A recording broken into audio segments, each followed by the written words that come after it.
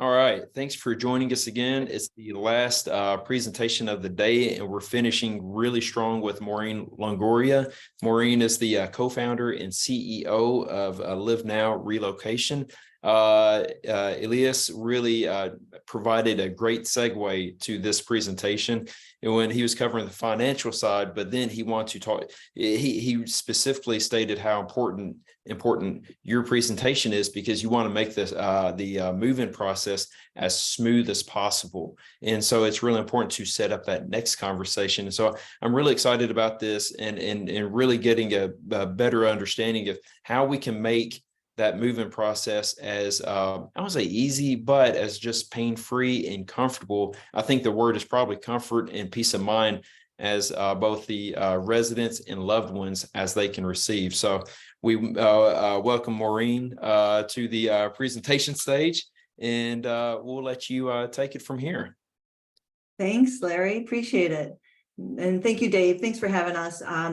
We appreciate everything that Dreamscape has done. I was just telling Larry and Dave, this is amazing. Honestly, I mean, and for free, like you can't beat it. And on demand, then you can watch it later. Like everybody needs to take advantage of this. Not that they need to watch every one of us, but certainly the ones that are relevant to them. So this is just a brilliant setup and format. So appreciate it.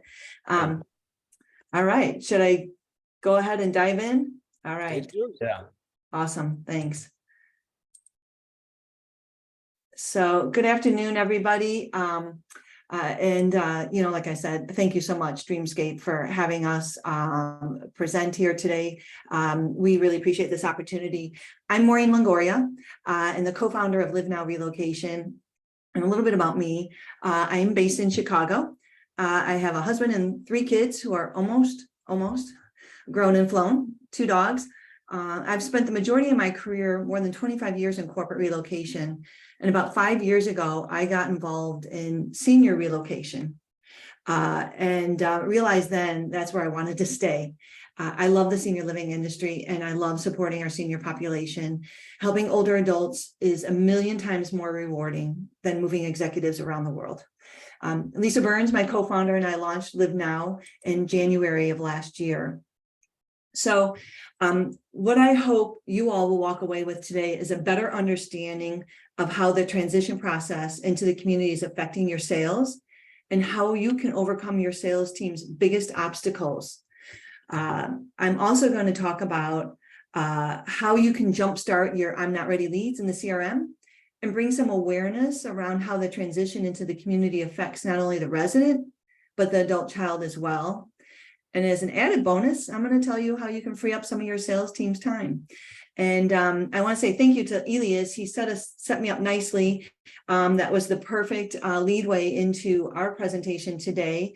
And I think Elias brought up a really important point when he said that a third of the seniors that look to him for financing don't want the communities to know.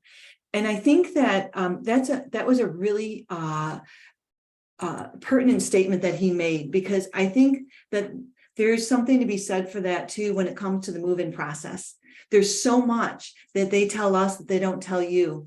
And just to start, we recently received this inquiry on our website, and I think it says it all. Here's Jack, a Marine, one tough guy, who's a prospective resident at one of our client communities, and he saw our information on their website. But before the community could even introduce him to us, Jack reached out to LivNow for help. You see, it makes no difference if somebody has moved 27 times or hasn't moved in 50 years. People know moving is painful, and they want help managing the transition process to make it as painless as possible. So let's talk a little bit about who the problem affects. I sometimes wonder if we lose sight along the way of just how impactful this move is on the senior and their family. I was doing a podcast the other day with the amazing Debbie Howard from Senior Living Smart, and she shared her story about moving her mom into an assisted living community near her. Debbie had to manage the move on her own and from a distance because her mother lived in another state. She said she kept calling the community for resources, and they provide little to no support. It's what prompted Debbie to create a move-in guide that Senior Living Smart offers that everybody should check out. My husband's in wealth management, And he's had several clients that have moved into senior living communities over the past 2 years. Neither were offered any transition support by the communities. The first client, I remember vividly him talking about, he had lost his wife several years earlier when he was still working with my husband. But my husband noticed shortly after he lost his wife that he started to mentally decline. My husband had commented to me, he had come in again to order checks. That was a third time. Eventually, my husband did reach out to his daughter and mention that they'd noticed, because it was becoming a significant issue. And he's made his daughter aware, and I think they really were already aware. His daughter reached out to my husband then not long after that and mentioned that they were going to be moving her dad into a memory care community. His client also had 2 sons along with a daughter, and one of his sons was a Marine who was stationed overseas. His other son lived in California, and then his daughter was in a neighboring state. The brothers flew in to start sorting out their dad's belongings and settle him in the community and meet with my husband to discuss their finances. The daughter then had to take over as they needed to return to their jobs, and the other one back to his assignment overseas. And she finished cleaning out the house and managing getting the home on the market and selling it. The saddest part about this story for me is that instead of spending all that time in the community with their dad, making sure that he was settled and comfortable and having quality time with him, they had to deal with all the stuff and selling the house. Another one of my husband's client, and this was really more recently, was wheelchair bound, but in good health. He made the good decision to move into a life plan community, but he had no support around him, and he had to manage that entire transition by himself. The community didn't seem to be offering any services either. My husband literally just commented last week at dinner that this gentleman wasn't doing well, that since he's moved into the community, he's been in a lot of pain and they haven't been able to meet because he's really struggling. And my husband said, "Oh, I think it probably was just the stress of the relocation." And of course, my sarcastic self said, "Do you think?" Anyway, and you know, these are just a couple of examples that hit close to home of people that weren't given support and how it affected them. But just as a reminder, I don't know if most people realize this, but relocation is the 3rd most stressful event of your life after death and divorce. And as you all know, many of the incoming residents are making a move into the community because they lost their spouse. Relocation is logistically complicated and stressful at any age, but when you're a senior making a move, it can be especially emotional, overwhelming, and physically taxing. The opportunity for them to be preyed upon by unscrupulous providers is very real. I can't tell you how many times people have told me how the relocation process has had a negative impact on their loved one's health or mental state. Not because they changed where they lived. They're in a much better living environment. It's because of what they went through to get there. And if the senior happens to have an adult child that can help them, it doesn't lessen the burden. It just moves the burden to somebody else. The adult child is overwhelmed as it is, but now they have this to deal with, and they don't want to let their parent down. It's just adding to their overflowing plate, creating greater stress. Many times they're trying to manage it from a distance, like Debbie did, making it all the more complicated and stressful. It can also tax their relationship with their loved ones. And did you know that the number of people aging solo will quadruple in the next 10 years? That's people without a child or spouse to support them. They're going to need senior living communities more than anybody, but who's going to help them make that transition into the community? Then there's the family that moved a parent into memory care or skilled nursing and is left to manage it all on their own without their loved one's involvement, like my husband's client. What if the community provided them with the support and resources they needed so they could free up their time to spend with their loved ones instead of cleaning out the house and vetting movers and other providers? We're wrapping up an 8-week accelerator program with AARP's Age Tech Collaborative, which is a program for visionary startups that are focused on improving the lives of people over 50. As part of the program, we were allowed to conduct a number of surveys to extract insights from a variety of age groups. We surveyed 150 adults aged 65 to 85 who are planning on making a move into a senior living community. We asked them what type of community they were considering, and interestingly enough, 59% of them, even though they were 65 to 85, said a 55 plus. Then we asked them what were their greatest concerns And the number one concern was finding the right community, but their second greatest concern was the physical aspect of moving. And the fourth was the downsizing. And fifth was finding quality providers. We then asked those same adults what they needed the most help with. The number one thing was the physical aspect of moving. Third was organizing, downsizing, and fourth was selling the home. Now, I'm not going to sit here and tell you that every one of those I'm not ready in your CRM are not ready because the move seems overwhelming. I know some of them aren't prepared to move into a smaller space or other reasons like that, can't convince a spouse. But I'm going to tell you that this is a huge part of it. I know from my personal experience, I talk to prospects at the events I attend on a regular basis, and they share with me just how stressed out they are about the move. I had a woman say to me just a couple of weeks ago, why didn't they tell me about your services 6 months ago? It could have saved me 6 months of worrying. I'm sure you've heard this before, but the community up the street isn't your greatest competition. It's the house and the move.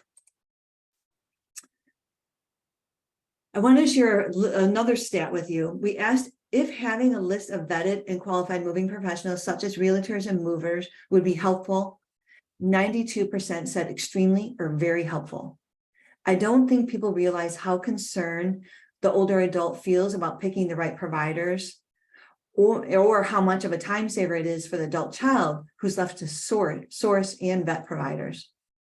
They're generally concerned about being scammed. So I think it's fair to conclude that moving is stressful, overwhelming, and emotional, and older adults and their adult children want and need support. So we heard directly from the prospective residents what's got them concerned about the move into your community. Now let's hear from your sales team. Grow Your Occupancy conducted a poll asking more than 150 senior living sales leaders what objections did they hear the most often. They could choose more than one response. 83% said they heard, I'm not ready yet. 45% said they heard, I have a home to sell. And 24% said it's what to do with the stuff. This is certainly consistent with what we're hearing from the older adults themselves. But Grow Your Occupancy also asked the sales team, what was their greatest challenge in growing their occupancy? 50% said time management, and 43% said overcoming the objections. Well, we just heard what the objections were. I'm not ready, I have a home to sell, and I have a lot of stuff. So what can you do about it? Well, our suggestion is create a program for your community that will include 3 important things. 1, provide the senior and their family with a one point of contact that can support them throughout the move-in process. Someone that will advocate for them and manage the providers involved in the transition, introducing them at the right time instead of overwhelming them. Providers like realtors, movers, or financial solutions like Elias.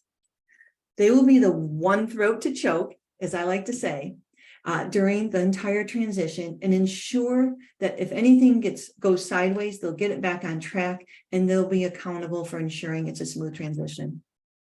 Secondly, be sure to include all the various services that might be helpful during this transition. Home sale assistants, moving assistants, senior move managers, whatever might be needed during this process, pre-vetted in your repertoire of services. Having all the services through that one point of contact makes it much easier for everybody involved. And thirdly, ensure that all these providers are thoroughly vetted, that they're licensed to perform the services that they offer, they're bonded, they're insured. Make sure that they perform background checks on their employees. And for movers, collect their Department of Transportation number and their certificates of insurance. Make sure they're offering fair prices for their services. It's important that the realtors are full-time, top-producing agents that can maximize the senior's home value and understand how to get around marketing an outdated home, or maybe one that needs some TLC. We hear from the sales and marketing directors all the time that they realize relocation is a big business and they're not experts in this role. They don't know how to properly vet a mover or realtor, ensuring these providers are qualified. We were recently introduced to a realtor from one of our client communities. That realtor had come to the community and did a great presentation on how she dedicates her entire business to working with the senior population. She even had a website that was impressive, talking about her commitment to this population. But when we did our due diligence, we discovered that she wasn't a full-time agent. In fact, she had her real estate license, but she had not sold a home in more than 2 years. If you're going to recommend a relocation provider, you need to make sure they're properly licensed and that they perform background checks on their staff before going out to your senior's home. Just providing the family a list of providers who may have been vetted and leaving it up to them to reach out isn't a solution. Local suppliers have a lot of ownership and management changes, and that can impact service delivery or pricing. Who's focusing on making sure they're up to date on the insurance, etc.? That's a big responsibility and liability to put on the community team. Communities often make suggestions for providers that they want to continue to work together with, but for everyone that they recommend working together with, I can assure you, they tell us there's one that they do not want to work with. Who's managing all of this? So, if you put together a good program, if you put one in place, the bottom line impact will be not just a happier resident showing up at your door, but remember that one of the greatest barriers to your sales team reaching their occupancy goal is time management. By offering a solution and relieving the sales team from the responsibility of managing the transition into the community, you're giving them back time in the selling zone.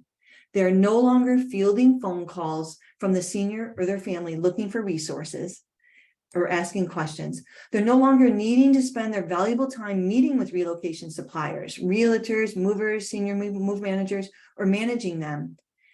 And you're providing with them with a solution to overcome the objectives that they're consistently hearing. While many communities are fortunate enough to have a moving coordinator, it seems as though the internal logistics in and of itself is a full-time job. We hear time and time again that the internal needs are taking up full-time hours, and they don't have the time or resources or expertise to manage that external move. Even the moving coordinator has their plate full and gets sucked into the external things required to make this transition smooth. So after you put together the program and you put it in place, you need to maximize its effectiveness to see the true bottom line impact. And Elias mentioned this as well. You need to make sure that you advertise that you offer this solution on your website. It's just smart and highlights a differentiator for your community that lets your prospective residents and their adult children know before they even come to the community that you care enough to make sure they have a smooth transition into your community. A friend of mine moved her parents into an assisted living community 90 miles from where she lived. She looked at 5 different communities for her parents. She said if one of them had offered a transition program, she would have gone with that community because she felt it would have spoken volumes to the kind of care that their parents would receive when they got there. Be sure to include it in your sales collateral too. Introduce it early in the process. We heard from those surveys before these seniors even narrowed in on a community. One of their greatest concerns was moving. And what they needed the most help with was moving. So let them know early on that you're going to support them with that. Make it easy for the sales team. After someone tours, have a trigger in the CRM that sends an email sharing information about your transition program that you put in place. And survey the seniors after the move to find out how the supplier partners performed. If there's anything that could have been made the move better. As I mentioned, local suppliers, management and ownership changes frequently. You need to stay on top of it. And finally, if the adult child is managing the move, provide them with the support so that they can spend that precious time with their loved ones, getting them settled in and spending quality time together. So just to conclude, by implementing a comprehensive program, you can not only help your sales teams overcome the objections they frequently hear and close more sales, but you can help them free up and manage more opportunities. So I'd like to open it up to questions now. Maureen, that was tremendous. And there's been some life stages I've experienced lately where this is very applicable. And it just makes you realize of the stresses and the burdens that people have when they go through this phase. And like you said, it's the unfortunate deaths. And then, that brings on the relocation and then the financial turmoil. And through all that, like you said, they're not focused on, being mentally present or connecting with their family and really engaging with their family. They're having to go through all these documents and going through all the paperwork and making all these phone calls, and they have to go through these extra steps instead of focusing their efforts on healing. And it's heartbreaking when you really break that, those stages down. So I think Dave has a question that he wanted to present, but I just want to tell you, thank you for bringing this to our attention. Oh, thank you, Larry. Yeah, absolutely. I was just thinking through this, and also in terms of, how we help our sales and marketing folks with this information is, Maureen, do you find that these type of stats do you find better that it resonates better with the adult child like Larry and I, as far as, we tend to be the ones where the senior is focusing on the continuation of lifestyle and the kids are worried about the healthcare and the finance and that part of it. Do you find like messaging like this and add on, education like this is better aimed at Larry and I, or do you find any difference there? So what we have found is that the adult children, when we've surveyed them, and certainly when we talk to them, because we often work with adult children, they find having that vetted resources at their fingertips and allowing them to make decisions is the ideal situation. So they're always, they love information like that. But they certainly, knowing that somebody else can do all the heavy lifting and put the information in their hands to make good decisions is huge. It's huge for the seniors, but it's also huge for the adult children. We've literally had a grown man break down on the phone because his parents were moving into an expansion, independent living. We didn't realize he was going to be involved. And he said, I didn't want to let my parents down. I want to manage this process for them, but I didn't know how I was going to do this. And he was so relieved to know that there was somebody there supporting him. How is he supposed to vet movers and realtors to make sure a parent doesn't get ripped off and sign a year-long listing agreement? Or we just had one today where the close, after the close, they have to spend $1,000 a day every day they stay after the close. Well, the community is not opening as quick as they thought. They're like, that wasn't obviously an agent that we worked with. So just having the resources already vetted for them, but giving them choices is huge. And they know they're afraid that their parents are going to be preyed upon. And so that's why they want to be involved in this process. Awesome. Thank you.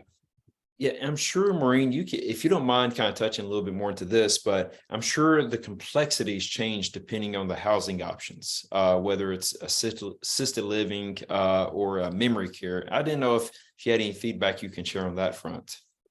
Yeah, so independent living, we generally are still working with the senior, and a lot of times the adult child's involved. When you get into the assisted living, or especially the memory care, we're just working with adult children. But what's interesting to me is the communities and how they handle.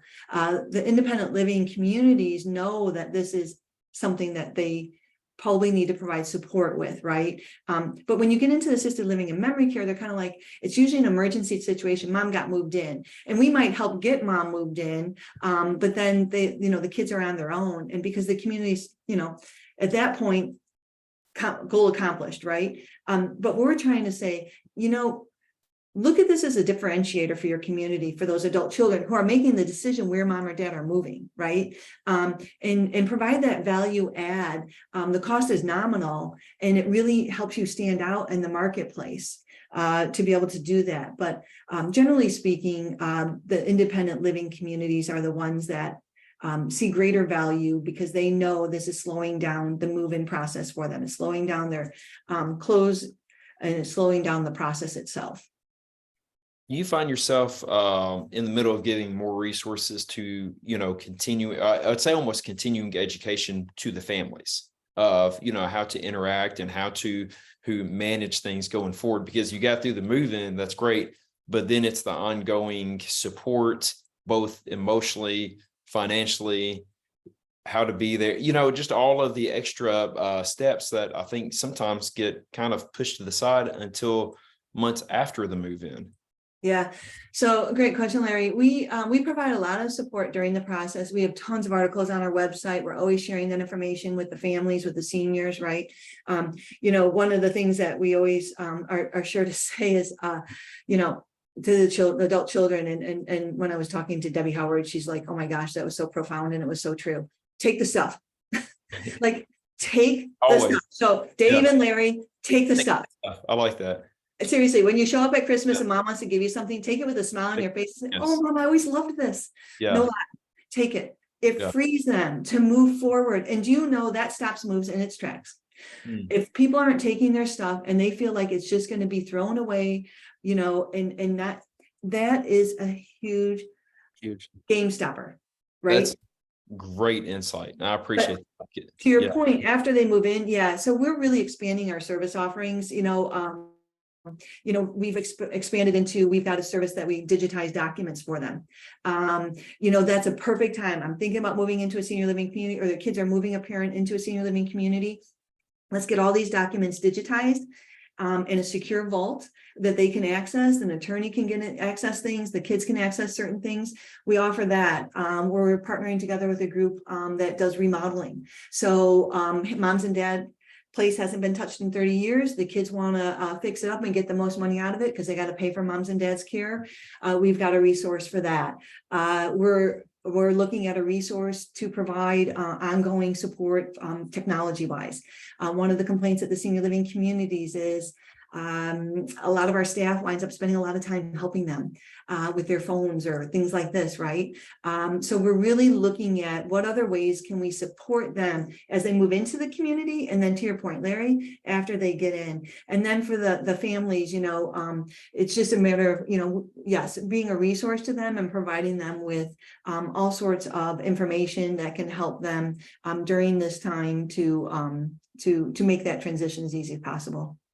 Well, this has been great. It's very personal. It hits us all at different points of our lives. And so I just want to thank you for sharing and also being a resource for others and just building, you know, our community and our society by just, you know, having us all remember that we need to really focus on some of these steps and always take the stuff.